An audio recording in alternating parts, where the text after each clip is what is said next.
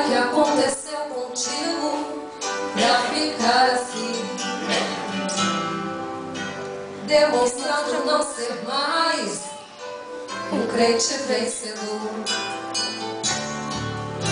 se deixando ser levado por alguém que é mau,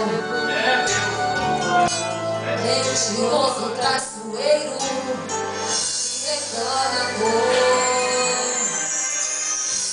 Tuas lágrimas correndo sobre tua face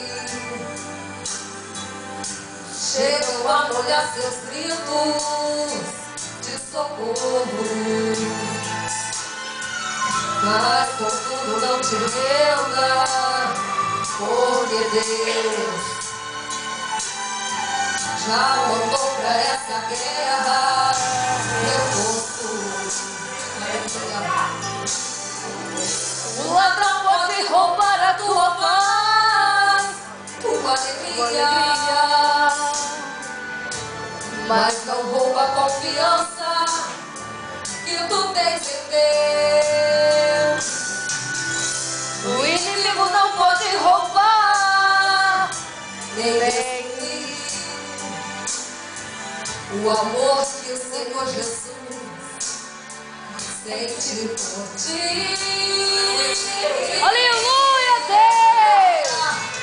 Não chores mais, levante a cabeça e anda. Tua vida é de Deus e Deus manda. Não temas, Jesus é contigo e te dá paz. Tem tanta gente tentou te ajudar, mas não deu. Não julgues, porque é de Deus.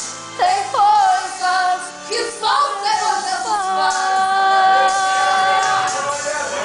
Só reforça minha fé e a sua fé também. Jesus estava ministrando em Jerusalém.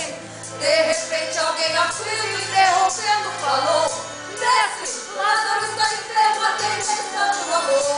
Como 4 dias depois, Jesus chegou a Betânia. Ele encontrou Marta e Maria chorando e disse acabar. Logo levaram Jesus do sepulcro escondido. Se o Senhor estivesse aqui, eu não teria morrido. Aleluia, Deus! Oh, Jesus, o Senhor demorou tanto para chegar. Se o Senhor estivesse aqui, Lázaro não teria morrido. E disse Jesus: Deus não há de ressuscitar.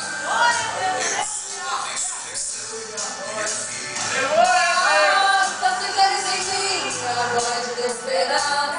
Pedro estando morto, com certeza viverás. Mandou retirar a pedra e gritou pra morte ouvir: Lázaro, saia para fora. E todos naquela hora viram Lázaro sair.